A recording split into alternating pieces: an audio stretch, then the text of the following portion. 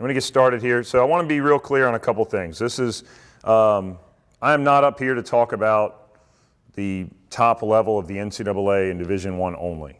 Okay, this is, I think it's relevant to understand that for everybody, to understand, and for a couple reasons. That's the part that gets the most press. That's what you see the most about. But it does not, and you'll see in a few minutes on one of the slides I have, it does not cover the vast majority of college swimming.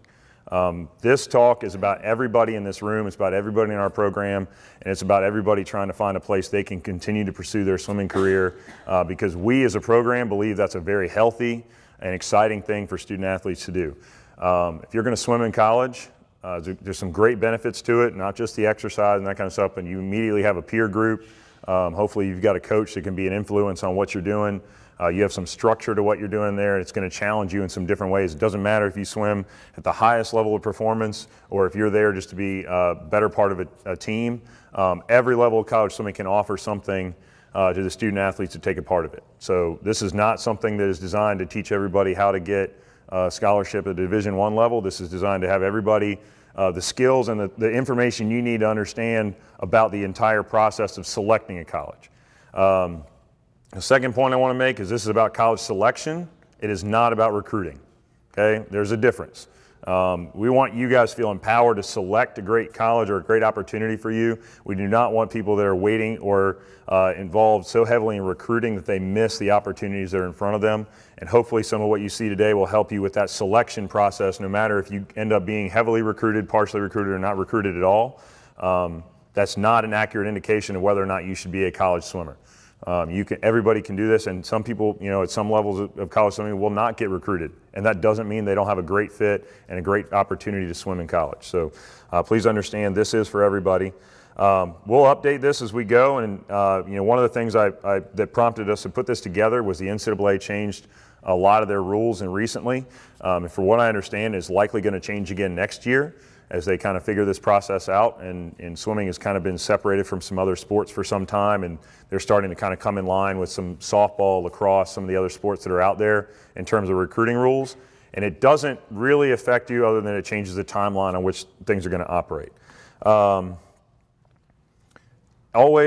just want to reiterate, last point here before we really get into this, we have a really unique staff at SwimMac, and Coach Sarah and I were on the phone on the way down here, and I was trying to think of all the places that we have on our staff that people swim. We have 2 or 3 coaches that are Division III athletes, at least 2 coaches that are Division II, 3 or 4 that are Division I swimmers at different universities, some of the top level of sports, some that are mid-major. We have a wide range of staff that have participated in college swimming and can help anybody here. The other thing is, thank you, Coach Terry, we actually talk to each other quite a bit, and if there's a problem that we have, generally it gets passed around. Somebody will find an answer, somebody will know what's going on, or we'll be able to at least direct you in the right direction. So if you have questions about this and you have a chance to talk to your lead coach, whether it's now or future years, please involve them in the process. It really helps to have another set of ears to bounce things off of. And in my experience as Senior 1 coach, I've had people that have involved me all the way down to, hey, can you please tell me how to text this coach back? I don't know what to say, all the way to they haven't really involved me at all, and they made a decision without my help whatsoever.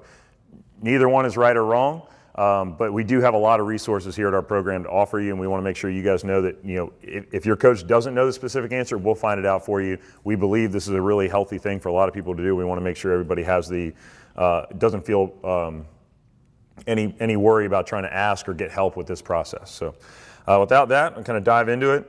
And you can follow along on the slide, the handout. I did my best to make this handout I typed as many of my thoughts as I could, and the thoughts we had from our staff as we could, because I want this to be a living document for people to use. So I'd probably skip over some of it as we talk through this, and you can reference it later. But that document should have a little bit more detail than what I'll talk about, and hopefully I can add some color to it as we go through. So if you remember 3 things from today, somebody told me once that people want to remember 3 things from a presentation, so I'm going to stick with these 3. Okay, the goal is the right fit. What matters is what you give, not what you get, and keep yourself in the driver's seat. When you look for the right fit, and I'm going to spend a little bit of time on this, you're going to hear this theme a lot. The right fit is not necessarily the best or the highest ranked college you can attend. That doesn't mean it's the right fit. It could be, but that doesn't mean it's right. Your job in this process is to start to evaluate yourself as a student athlete, your family in terms of what you value, what your core values are, financially, where are you at, what do you need to do, and then go from there and finding a place that's really going to allow you to thrive at that university. And I got a couple examples here. I want to go back to talk to Coach Kathy earlier today, and there was a family here, the Hoovers. They swam probably 5 or 6 years ago now. Meredith graduated. So the older son was Trey Hoover, was a senior national qualifier out of high school. So we only have 5 of those on our program right now. 5 of us are going to summer nationals this summer. So he was one of those 5. It was the level he was at, the top level of high school swimming. He took his recruiting trips. He ended up going to Texas. I believe they're probably the top 3 school at the time. And he really marginally improved all the way along. I don't think he participated in conference or NCAA's. His last couple of years, he never participated in NCAA championships that we could remember. And I'm sure if you had asked him, he probably enjoyed his time there.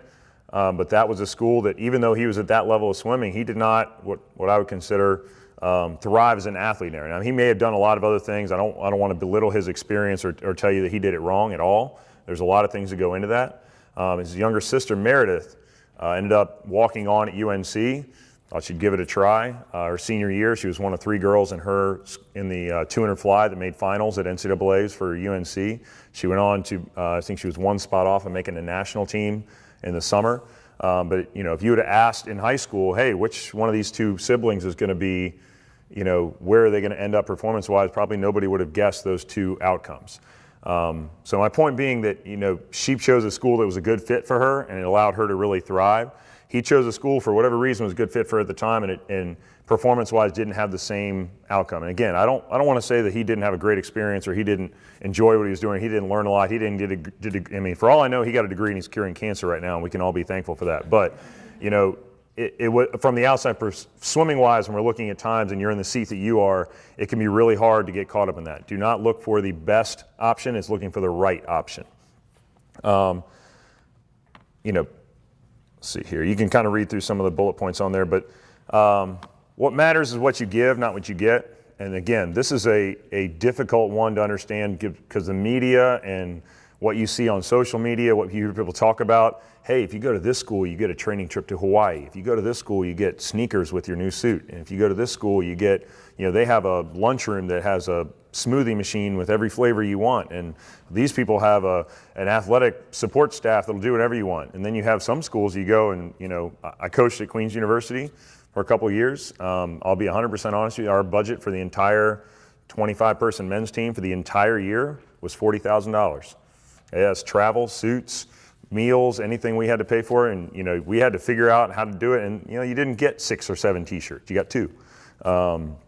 We didn't do a training trip; we stayed home. But we poured into that group of individuals and those men on that team and those girls on that team the best we could. And it didn't matter there was a lot of athletes there, and you can ask Coach Nick, some of you down south, what his experience was, and he'll probably throw me under the bus. But there were athletes there that swam incredibly well. And they loved every second of it. They are completely connected with their coaches and their friends.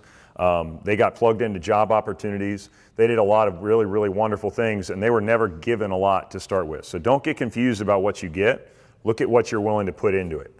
When you look at a school, I think a great question to ask, do I see myself giving everything I have into this school and this program every day?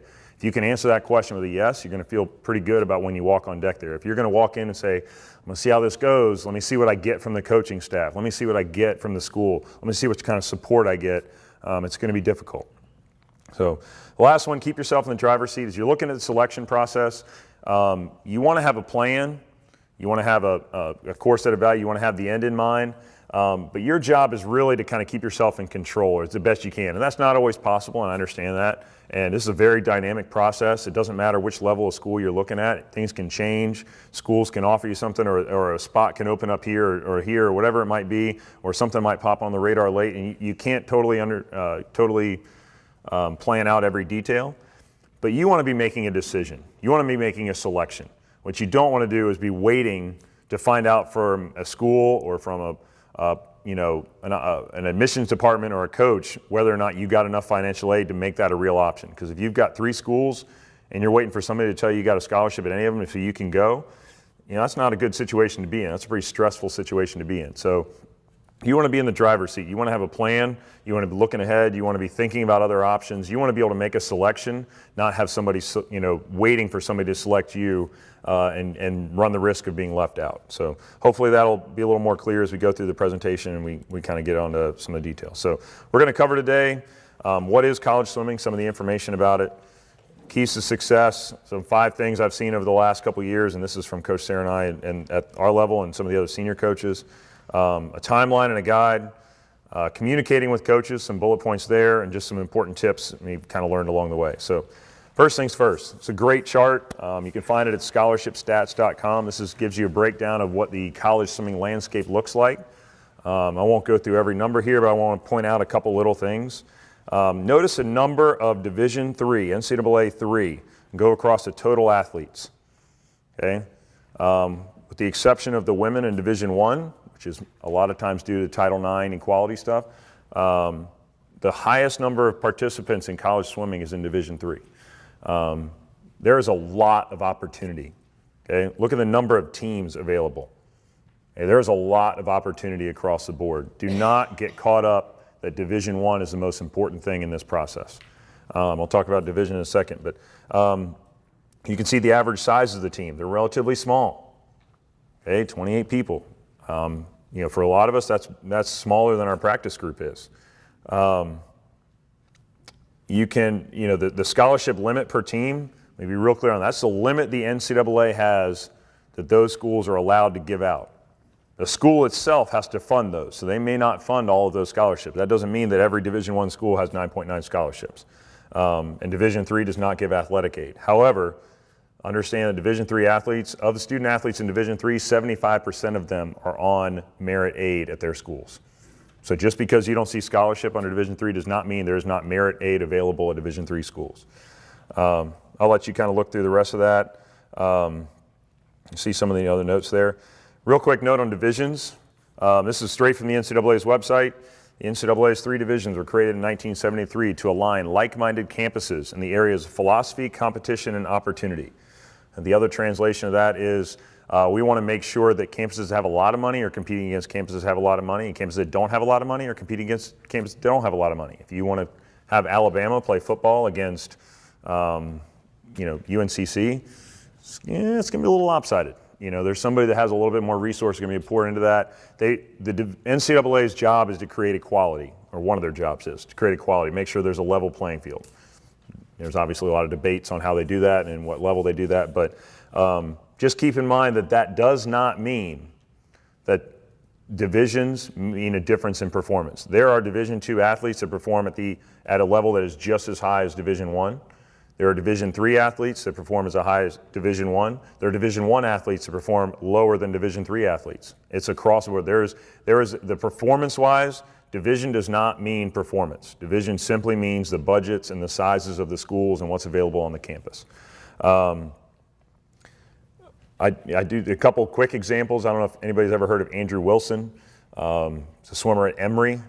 He went to Emory for the academics. John Howell at Emory is one of the most renowned coaches in the country. Great coach, great person. He was, I think, 3rd or 4th in Olympic trials in the 200 breaststroke. Ended up, he's on our national team in the 200 breaststroke and the 100 breaststroke. Fantastic athlete. He spent some summers training at Texas, so he kind of split his time between those 2 programs. But Division III athlete that is competing at well beyond a Division I level. Division II, Queens, and no shameless plug here, I absolutely think this is a fantastic thing. We've had athletes every year at Queens that would have placed top 8 at Division I when they swam their championship meets. Is it as deep? No. And that's great. There's a lot of opportunities, but don't think that performance falls into certain divisions. It's simply a matter of money. There are coaching staffs at Division III and Division II that can outcoach a Division I coaching staff any day of the week and twice on Sunday. I promise you. I've seen it. We know the people. Those of us that are coaches have great friends in those schools, and they are great, great coaches and great mentors for student athletes. Let's see. If you want to, just a little, bonus project here. My challenge you, if you're looking at this, you want to know where you fit, go find Division I, II, and III championship results. Look at what it took to qualify for the meet. You can just Google it. SwimSwam's got all the articles. Look at what it took to make top 8, top 16. Look at what scored, what won. You'll be surprised as to the variability and how fast a lot of it is, and also how exciting it can be. A couple quick other notes as far as swimming goes. Division I, NCAA's is separated, men and women. Some conferences are separated conference meets. Some conferences are combined. Division II is a 4-day conference or championship meet, which is combined men and women. So you have both your men and women's teams at the same meet for championship, which is pretty cool. And Division III is the same way. So it's really a cool experience, and it's just different. So things to think about. So between the numbers, again, like I just said, teams can be combined or separated. This is a really important kind of note to make. Teams compete within a conference, and you can usually, if you look at the school's website, you tell which conference it is. There's dozens and dozens of conferences. Teams also compete at an NCAA level. There is a difference, and when you ask coaches, we'll get to this later, are they competing for a conference championship or an NCAA championship? Or both. Do we think conferences are a way to NCAA championships? What is the goals of the program? Where do those athletes end up? What do they do? Different things like that. Just keep in mind, trying to really ask and find out what is important to those schools, because some schools are all about their conference. That's a big deal to them. Most athletic departments, their financial backing is tied to their conferences, so that's a big deal to be a really, really successful conference championship team. Seasons start in September, end in March. Those are regulated by the NCAA. There's a lot of little rules about that once you get there. Out of season time is generally regulated by team culture. What you see a team doing out of season, and it's different at different schools and at different levels of swimming, but it can be, it's a great thing if you're looking at high performing. Watch the teams that are around the summer, what they're doing. Doesn't mean that everybody's there, but out of competition time is basically regulated by team culture. Most teams, if not all teams, will ask you to be both a student and an athlete. I've heard a lot of parents say, well, we want to go this route because this school focuses more on academics. Or this school, we didn't like that school because they were really, really into the athletics. We thought their academics would suffer. I firmly believe, and I'll say this a couple more times, academic success and athletic success is not mutually exclusive. It is codependent. You want to do great in school, pick up your effort in the pool. You want to do great in the classroom, pick up your effort in the pool, and then do the other way around. So that's twice. But you get what I'm saying. Those things go together. There's a quote out there that we've said it a lot, excellence is a habit. You live by it. You don't choose where you want to be excellent. And most teams don't expect you to choose. They expect you to be excellent in everything. They expect you to be able to handle the course load, handle the academics, get A's in the classroom, and still be a great swimmer. Now, different schools have different academic loads on them, and depending on what you're trying to do at that school, it may require you to look at that differently. Example, Queens is their nursing program was really, really intensive, and the classes and the program to do that caused a lot of conflicts with swim practices. Those athletes had to be ready to adapt and maybe do some workouts on their own and kind of figure that out. That was a part of their experience, but doesn't mean it's a bad thing. Parents, just beware. I know a lot of you think that if kids get to a college level, you're kind of done. Like, I'll just show up and watch. Just beware, you might still be buying a couple spare suits, some goggles. Again, depending on the school you're at and the budget you have, some schools ask to buy racing suits from time to time. I've seen schools say, "Hey, we're going to do a training trip in the winter, but the only way we can go is if everybody puts in $500, and we'll make it work." You're not totally cut off. Now, you are totally cut off from talking with your student athlete and the coach. That is pretty much that part of the relationship is going to go away. So I don't mean that in a negative way, but basically, that coach is going to talk strictly to the athlete and let them know if they have a problem, they're not going to call you. They're going to go straight to the athlete. They're going to figure it out. If they great success, they're going to go straight to the athlete. Very rarely is the parent going to be involved with that side. But there will be a few other things along the way you'll be asked to do. I think I tried to kind of get a few things that teams really vary on. Coaching experience is one. Where's the coach been? What have they done? Do they have assistants? Where have the assistants been? What are their qualifications? What they do with dryland time or weight room time, yardage, training yardage, that varies different schools, how much they teach, how much emphasis they put on team culture, or what their team culture is, and how much they recognize their student athletes. All those different things are kind of just categories you can compare a team on. Just sometimes I think we think a little bit just about results or maybe just about their practices, but think in those kind of areas is how you want to compare teams from team to team. Ranking teams, so kind of following this conversation, I made a little pyramid here. That, the top of Division I is what gets the most press, and really when I'm talking about that is kind of your top 20 teams, and they are, that's a pretty elite level of swimming. There's not a lot of swimmers at that level. Your NCAA meets are less than 300 people. I think a little over 300 on the women's side, Division I, a little less than 300 on the men's side. So of all the thousands of people that are, I think it was about 10,000 people in each gender that swim, only about 200 and some are Division I NCAA championship athlete. And absolutely we want people in this room to strive for that and work for that. But just understand that championship-wise and how teams are ranked can be very different. So you'll see a couple different things out there. Some websites are good at this. Some are, different schools just kind of put up the information they have. But you can rank schools by looking at it a couple different ways. National rankings. Where did they place at a championship meet? That is your rank of your school. It is not, where do we think the best school is plus the academics or the cost of school, anything like that. It is literally the championship meet where you place at that meet at an NCAA level is your national ranking. Conference rankings, same thing. It's based off a championship meet.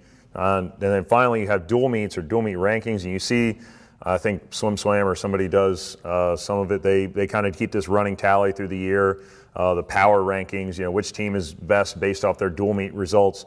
By and large, most athletic departments and coaches do not value your dual meet results. Now, it's really important to have great meets to be really competitive, but that is not how the programs themselves are ranked or evaluated. A lot of times schools will pick, a competitor that's I know at Georgia when I was there, we swam against Emory every year, and he loved bringing his team over to swim against us because it gave those guys an opportunity to swim against some really tough athletes. And he usually had a couple guys every time that would win our events and kind of wake us up a little bit, and it was a great experience for both of us. But don't get hung up on dual meet or what they're doing. Those are great opportunities to race. It's a lot like high school swimming. It's a lot of fun, short formats. They're intense. They're great.